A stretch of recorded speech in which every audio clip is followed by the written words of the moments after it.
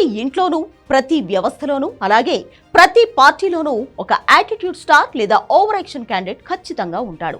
అప్పుడప్పుడు వాళ్ళు సృష్టించే సంక్షోభాలు అందరికీ తలనొప్పులు తెచ్చిపెడతాయి. చిన్నన్నయ్య జనసేన ఎమ్మెల్సీ నాగబాబు వల్ల పార్టీలోనూ బయట పవన్ కళ్యాణ్ పరువు పోతుంది. నాగబాబు నోటితూలా జనసేనానికి తరచూ కొత్త సమస్యలు తీసుకొస్తుంది. ఇప్పుడు ఈ పెద్ద మనిషి ఏపీ కేబినెట్ లోకి వెళితే ఇంకెన్ని సమస్యలు సృష్టిస్తాడో అని జనసేన నాయకులు జుట్టు పీక్కుంటున్నారు.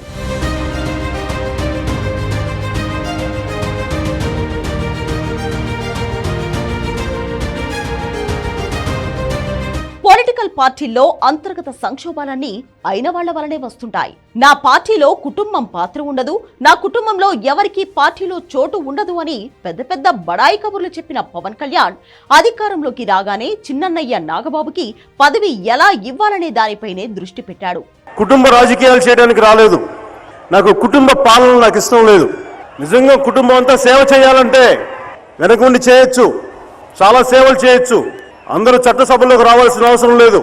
ఎంతసేపు నా ఇంట్లో వాళ్ళే, నా కూతురు, నా కొడుకు, నేను, మా మేనల్లుడు అంటే కుదరదు. నాగబాబు కూడా నాకు ఏదో ఒక పదవి ఇస్తావా చస్తావా అన్నట్లు పవన్ కళ్యాణ్ వెంటపడ్డాడట. నాగబాబు పదవుల కోసం ఫైటింగ్ చేయడం కొత్తేమీ కాదు. 2019 ఎన్నికల్లో ఏకంగా నరసాపురం ఎంపీగా పోటీ చేసి ట్రయాంగిల్ ఫైట్ లో వైసీపీ క్యాండిడేట్ రఘురామకృష్ణరాజు గెలవడానికి పరోక్షంగా కారణమయ్యాడు నాగబాబు. ఇక మొదటి ఎన్నికల్లో కూడా అనకాపల్లి ఎంపీ సీటు ఆశించాడు. అందుకు అన్ని రకాల అస్త్రాలు సిద్ధం చేసి చివరికి సీటు రాక చతికిల పడ్డాడు.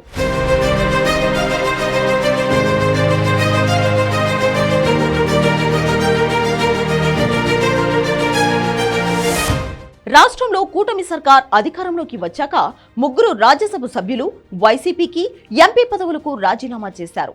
ఆ 3 ఎంపీ సీట్లలో ఒకటి నాకు కావాల్సిందే అంటూ నాగబాబు నానాయాగి చేశాడట. అప్పటికి ఏదో సర్ది చెప్పి తప్పించుకున్నాడు పవన్ కళ్యాణ్. అంతటితో అయిపోలేదు, నాకు ఏదో ఒక పదవి కావాల్సిందే అంటూ నాగబాబు పట్టుపట్టడంతో చివరికి చంద్రబాబుతో సమావేశమై చిన్నన్నయ్యను ఎమ్మెల్సీ చేసి మంత్రి పదవిలో కూర్చోపెట్టేందుకు ఒప్పందం చేసుకున్నాడు పవన్ కళ్యాణ్. అప్పటికి గాని నాగబాబు శాంతించలేదు.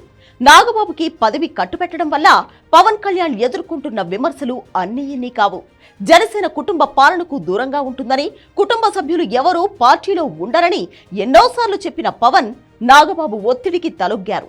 నాగబాబు జనసేన కోసం చాలా చేశారని, కుటుంబ సభ్యుడిగా కంటే జనసేన కార్యకర్తగానే చాలా ఎక్కువ అని వివరణ ఇచ్చుకోవాల్సి వచ్చింది పవన్ కి. సినిమా ఇండస్ట్రీలో నాగబాబు అంటే అందరూ భయపడతారు. యాటిట్యూడ్ స్టార్ గా చాలా పేరు ఉంది ఆయనకి. అడపాదడపా నోటితూలుతో ఏదో ఒక వివాదంలో ఇరుక్కుంటూనే ఉంటారు నాగబాబు. ఇప్పుడు అలాంటి వివాదమే మరొకటి రేపి జనసేనను గబ్బు పట్టించేశాడు ఆయన. ఏపీలో తాజాగా వచ్చిన 5 ఎమ్మెల్సీల్లో ముందు ఇచ్చిన హామీ ప్రకారం పిఠాపురం టీడీపీ నేత వర్మకి ఖచ్చితంగా ఎమ్మెల్సీ సీటు ఇవ్వాలి. పవన్ కళ్యాణ్ ని గెలిపించడంలో వర్మ చాలా కీలకంగా వ్యవహరించారు. అంతేకాదు ఆయన ఎమ్మెల్యే సీటు వదులుకోవడం వల్లే పవన్ కళ్యాణ్ అక్కడ పోటీ చేసి గెలవగలిగాడు. ఎన్నికల్లో చంద్రబాబు, పవన్ కళ్యాణ్ ఇద్దరు వర్మకు ఎమ్మెల్సీ ఇస్తామని బలమైన హామీ ఇచ్చారు. పొత్తు ధర్మంలో వర్మ గారికి ఇబ్బంది ఉంటుంది, కార్యకర్తలకు ఇబ్బంది ఉంటుంది. కానీ ఆ పొత్తును మనం నెరవేర్చవలసిన బాధ్యత కూడా ఉంటుంది. నేను అందుకే వారికి ఒక మాట చెప్పాను, మీరు ఎమ్మెల్యేగా రాలేరు కానీ ఆ నియోజకవర్గం తరపున మొదటి విడత లిస్టులో ఎమ్మెల్సీగా వారే ఉంటారు. రేపు పొద్దున చట్టసభలో కూడా ఈయన కూడా ఉంటారు. ఒక ఎమ్మెల్సీగా ఖచ్చితంగా వెళ్ళబోతున్నారు వర్మ గారు. దానికి సంపూర్ణంగా నేనేం చేయాలో చేస్తాను కదా. అలాంటి బాధ్యత గల వ్యక్తిని ఎమ్మెల్సీగా చూడాల్సిన బాధ్యత నాకుంది. ఏరు దాటే వరకు ఓడమల్లన్న, ఏరు దాటాక బోడెమల్లన్న అన్నట్లు ఇప్పుడు ఎమ్మెల్సీ ఎన్నికల్లో సీటు ఇవ్వకుండా వర్మకి మొండి చేయి చూపించారు. దీనికి ప్రధాన కారణం నాగబాబు. నాగబాబు నాకు ఎమ్మెల్సీ ఇవ్వాల్సిందే అని పట్టుపట్టడంతో ఆయనకి ఎమ్మెల్సీ ఇప్పించి వర్మకి ఎగ్గొట్టారు చంద్రబాబు, పవన్. వీటన్నింటికీ వర్మ మౌనంగానే బరుస్తూ వచ్చారు. అయితే వ్యవహారం ఇక్కడితో అయిపోలేదు.